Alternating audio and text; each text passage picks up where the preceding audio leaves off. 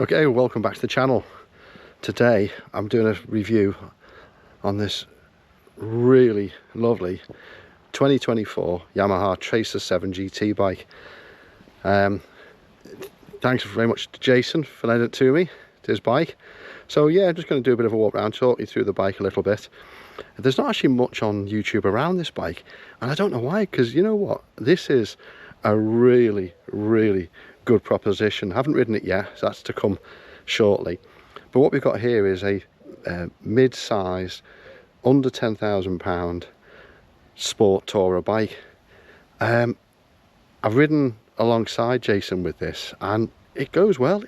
He said it handles really well. This is Jason's first bike, but equally this could actually be a bike who's someone who wants to get into the sports touring genre of bike, has a budget of 10 grand or less, doesn't want a heavy bike but wants something which is good fun to ride. And I hope to find out myself, but Jason said it turns in well, handles really well, and following him recently where we did 250 miles together, I followed him for quite a lot of that, and it really does. It handles well, it seems to go into corners well. So what we've got here is we've got the 689cc CP2 engine bike. It's a cross-plane 2-cylinder engine. It's actually based on the MT-07 bike, which I've had the MT-10, excellent bike. So this is a really good mid-size bike. It comes in 3 colours. This is the black. It comes in Icon performance colours, which is like a blue and silver, and then a blue, but I think the blue here with the gold wheels and the gold accent on the fairings there, it's actually a great looking bike. So what makes this difference from the Tracer 7 and the GT? Well, to start off with, we've got comfort seat, we've got the facility for the top box on the back, we've got the grips on the tank, and we've got the larger screen. As you'll see from this, Jason's put the extra Puig top end on the screen just to give him that extra protection. He's like 6'3", so he's a tall lad, so he needs that. We've got a 5-inch colour TFT monitor. I'll turn it on in a bit. What else have we got? Again, you know, thinking about the budget for this bike, under 10 grand, you've got fully adjustable front forks, both preload and rebound. You've got adjustable rear shock, again preload. You've got centre stand on this one, which Jason has put on himself extra. Jason's also put on here the higher, wider mirror extenders. He's a very wide lad, so he needs them to look round his elbows.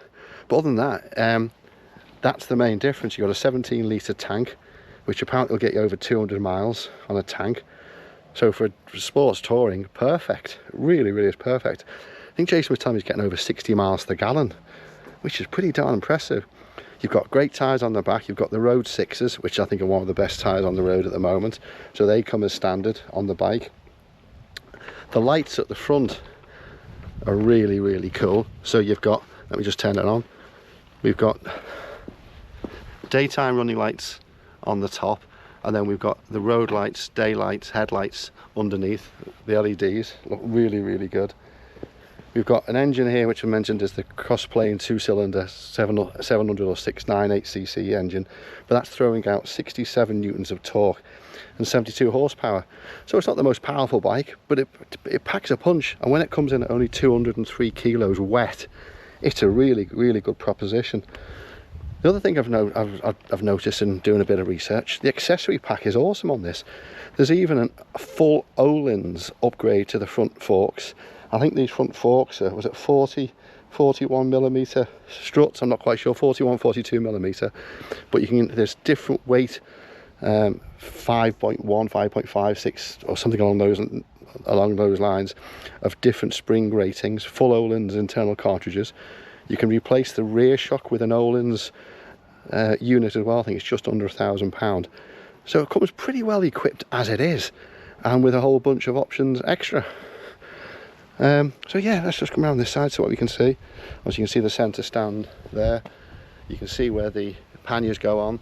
Oh, and that's another thing the GT comes with over the standard Tracer. It comes with two 20-litre panniers on the back. So a really, really good proposition for that sport touring type of riding. If someone wants to get into that genre, either as a starter bike, as it is with Jason, or as a bike to transition from, whether it's a mid-sized sports bike or even a bigger bike where you're just looking to get a lighter bike, more agile and easier to move around. And that's one thing I've noticed just moving out the garage, it is so light. Okay, I'm comparing it with the Multistrada, which is getting on for sort of 50 kilos wet, heavier than this, but this feels as light as a feather, which again is something really, really good for when you're starting. In fact, let me just check whether it's got a radiator guard. No, it hasn't. Come on, Jason, I know you've been buying bits and pieces, you should have got that on day one. That's the first thing you want to be getting. But yeah, you've got the protection guards on there, and isn't it cool the way the indicators are integrated just below? I like that idea very much indeed. And I think on here, if I'm not mistaken, I think it's a Brembo master cylinder. I'm not quite sure. It doesn't say so. Someone has suggested it was. You might want to check that out yourself. But you can see there you've got the screen, nice clear screen. It doesn't come with many rider modes, and in terms of integrated sort of computer aids, I think it's pretty much limited to ABS. It doesn't have sort of 6-axis IMU, but again, it's not that sort of bike where you need that. One thing I do like, and again consistent with the touring proposition, you've got a USB on the left and a 12-volt port on the right. Jason's also put heated grips onto this. Again, I don't know why bikes don't come with that, especially on the sports touring category. And the other thing this doesn't have is a cruise control option, but that's primarily because the throttle is a cable throttle rather than a fly-by-wire throttle. So they're the sort of things that you would potentially miss if you're doing a lot of distance throughout the year, big tours, multiple hundreds, multiple thousands of miles. That's the sort of thing you might be concerned a little bit about. Obviously Jason's put the heated grips on, so it's an all year round bike, if you want to use it as a commuter bike. So yeah, I really like the proposition. I think it's time now to get on this thing, see what it rides like, and give you guys my reflections and thoughts on what this is all about at the end of the day, which is how it makes you feel, how it rides, and how big the smile is. So here we go. Thanks again to Jason. Join me in a second when we get on the back of the bike.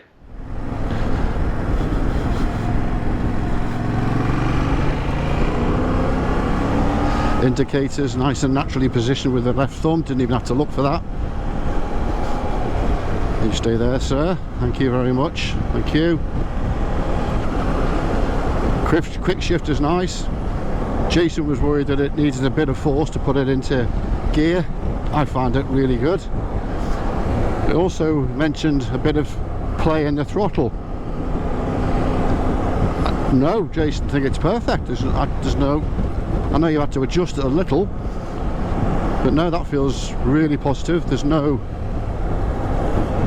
yeah, if anything, it's really direct, so I wouldn't worry about that at all. Tips in nicely, nice and light. This comfort seat's nice. Feeling really sort of feels like an armchair, really, really comfortable, with a bit of support as it kicks into the pillion area. So this is a single integrated seat, so rider and pillion. I should have shown the pillion pegs on here, but it looks like there's quite a decent distance between the seat and the pillion peg, so should be equally as comfortable for a passenger as well. Gear lever does need a bit of positive force on it, but nothing untoward.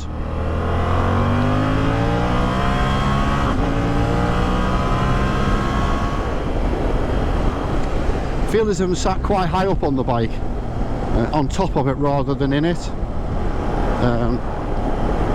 I'm also feeling that without this extra piece there would be a lot more wind on the helmet. Feeling it on the arms a little bit. Now this does move up. Okay, right, so that's in the up position. Nice, goes down nice and easy there. Nice adjustment on it. But yeah, because I feel quite high up on the seat, I am therefore higher to proportion to the screen, so I am feeling that. Nothing at all like a sports bike or naked bike, but maybe a little bit of extra protection is a good thing that he's adopted to do. As you can see here, he's also put his, is that a quad lock? I think it's a quad lock, isn't it? With the damping and wireless charging facility, I think. Yes, looks like he's hardwired that in as well. Well done. Brakes, so far so good. Nothing to mention there. Nice bike to start with. Obviously when you're going at slow speed at the moment, so we'll pick the pace up a little bit. Yeah, if anything, I would think this throttle's, I wouldn't say too direct. There's no such thing as being too direct, but there's absolutely no hesitation or delay in twisting the wrist as such.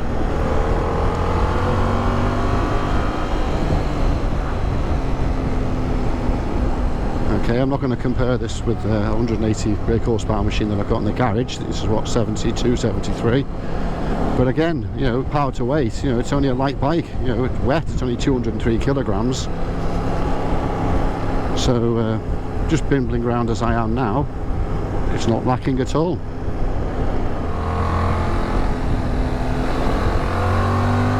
And it tips in nicely.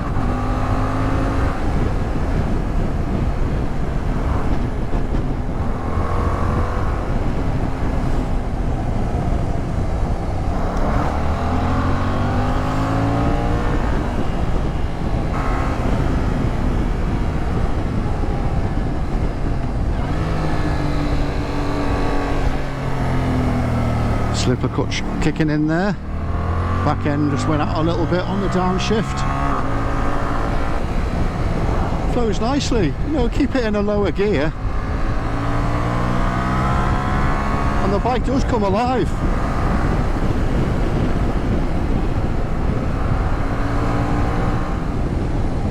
Yeah, those brakes are going to get sorted. I don't know whether it's the pads or not, but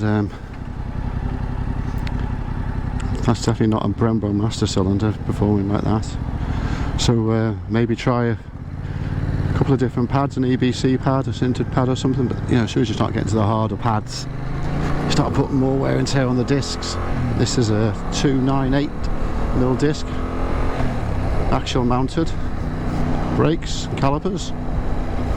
Doesn't have that urgency in terms of pickup from an acceleration perspective. It's linear, but there's no punch, you know, in the back of the neck. But it is nice and smooth, nevertheless. As I said, I don't think there are different maps on this as such.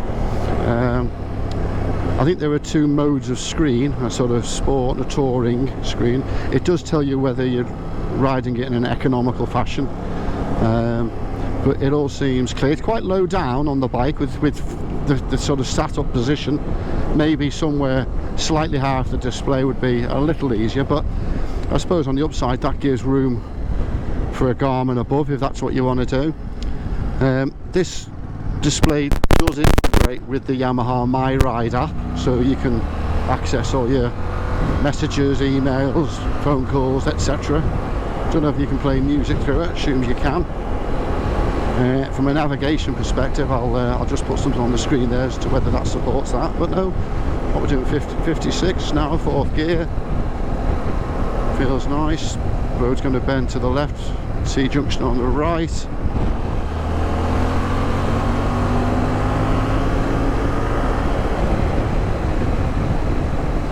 I think you can have a lot of fun on this bike. Again, thinking about it, you know, if this is, I'm not saying it is only a first bike proposition, but if it is your first bike, there's plenty here. There's absolutely plenty to play with. It is leaning in lovely. I don't feel as if I'm having to put any weight at all in on the handlebars. I'm literally just dipping it in. Yeah. We've obviously got nice tyres on the front, 17-inch rims, front and back. To 5th. Well, when you get up to decent speed, slowing down for the 30 now, it does pick up a little bit, so it's nice. Yeah, so it doesn't seem to have any flat spots on the acceleration, which is nice. I said I've only been riding it for what, 5 minutes, 10 minutes maximum, just through the back roads of where we live into a 20. Down here into the let's call it a slightly posher part of town.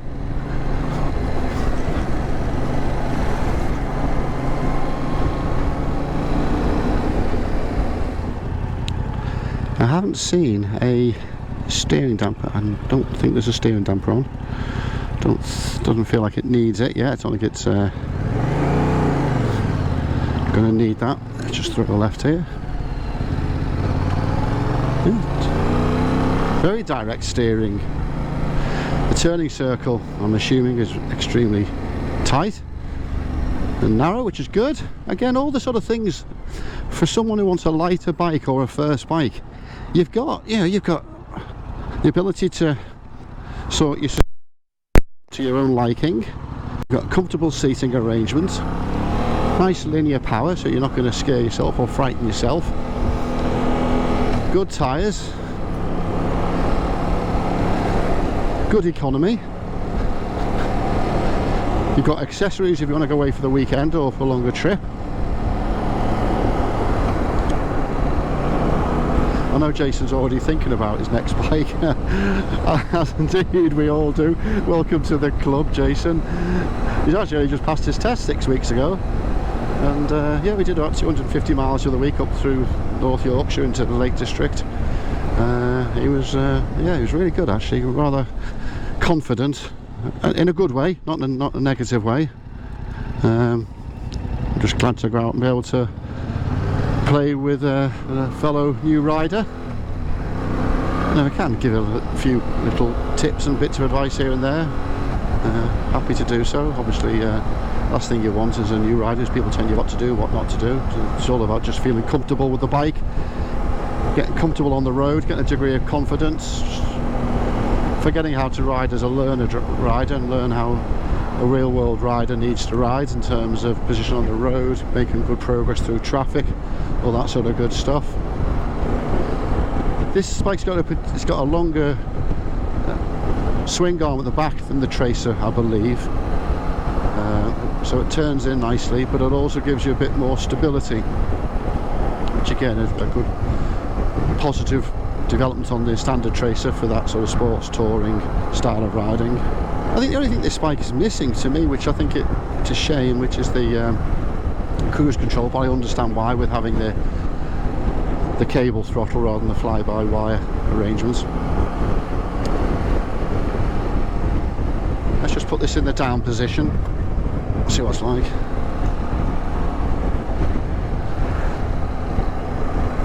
Yeah, not too bad. I think this, I've seen all the videos on the YouTube, and they do say that the screen isn't that effective, but I think this has definitely made a positive impact. Okay, it doesn't have auto cancelling indicators. Again, getting lazy, because mine does tend to let the bike switch itself off. That's a bad trait I've got myself into. Little note to self. Just drop back a bit and see what the acceleration is like in there. Okay, 45 mile an hour, fourth gear, rolled on. There was a little flat spot there, but again the engine's only doing sort of 3,500 revs, so right to drop it onto third. I'm doing 40 mile an hour on third.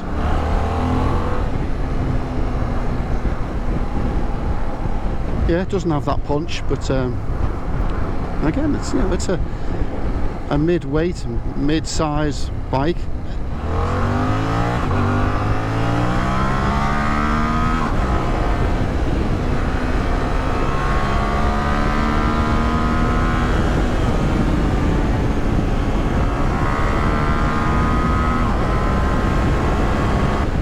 See what the brakes are like.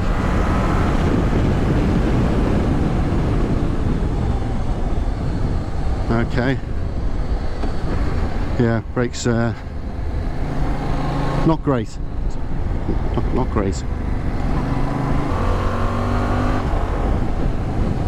As I said, the quick shifter is really nice and smooth, no issues. Not feeling you have to put any undue pressure through the lever at all. Actually, those Road 6 tyres doing what they're meant to do. Full throttle now to 5th, into 6th. Plenty of top end. Plenty of top end. Yeah, it's quite a playful little thing.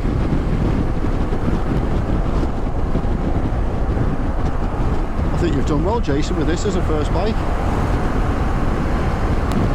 Again, not feeling any wind on the helmet other than the very, very top, and a little bit on the biceps, but nothing on the hands, on the forearms, helped by these hand guards, I suppose.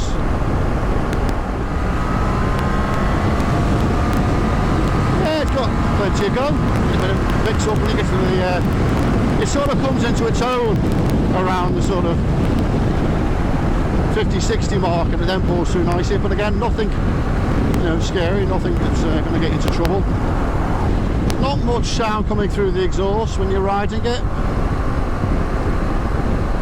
You know, if you're that way inclined, I'm sure there's a decat option or another end can option. I'm sure there is with the Yamaha. I'm sure there's plenty of options out there with aftermarket end cans or decat options. So yeah, I'm going to carry on riding it. So just to summarise, I think in terms of a package, targeting the market that it is and the budget that it's positioned at, I think you get a lot for your money. There's things, of course, that you could add just to give you that little extra driving experience stroke comfort, namely the heater grips are standard, quick shifter is standard, cruise control, we know that's not an option with the cable system. Great package for the price, really well targeted for early riders, beginner riders who don't want the sort of sporty ride but want something quite versatile. I think this would be an ace commuter bike if you do sort of motorway stuff. It's gone for the centre stand. Don't think you need that, it's only a light bike anyway, so quite capable on its side stand. I think all you're doing there is adding a bit of weight. I'm not quite sure you need the centre stand unless you're limited in the garage, which I think Jason might be. I think the panniers are a great addition to it in the standard GT spec. I think it's got adequate power for what you're looking at. You know, mid-range, I think it's getting over 200 to the tank. All positive stuff. If you're coming down from a bigger bike, where you may be accustomed to having things such as cruise control and whatever, it might sort of mark against it as a choice. But no, I think as an early bike, starter bike, I think this is absolutely pretty darn perfect. Pretty darn perfect. Talk about negatives now. I think the negatives, the one thing that's jumped out at me is the brakes. Yeah, stopping at slow speed, don't even notice any issue. Stopping at higher speeds, yeah, they didn't seem to work really until I put quite a bit of pressure on. So it's definitely not one finger, two finger braking. You may, if you're sort of 6 foot and above on a really long journey, or, you know, because bear in mind this will do 200 miles in the tank. So if you're doing 2-3 hours on the back of the seat, your legs may get a little cramp. But as with most of us, you literally stop within every sort of hour and a half anyway. Not a problem. I think it's great that you've got the power options, USB and 12 volts. So I think the positives definitely outweigh the small number of negatives. And if you're thinking about one of these, well done, well done. Hope you've enjoyed the review. I'm sure I'll be out riding with Jason again and may get another go in the near future. I'll come back. If you've got any questions about it, please put in the comments below. The bike's only round the corner from me, and you can check anything out that you think I haven't covered on the review. Anyway, that was a nice lunch break. Back to the office in the heat. If you haven't already done so, subscribe to the channel. We've got a lot more content coming up. I'm test riding the Ducati Multistrada V2, the 2023-24 spec model in the next few weeks. But I'm on holiday for a few weeks for the next couple of weeks, so won't be much content coming out other than hopefully this when I get it out in the next couple of days. Like and subscribe. Have a good day. Enjoy the weather when it's nice like this, even if it's for now. Get yourselves out, and thanks for your support. Take care, keep safe. Bye bye now.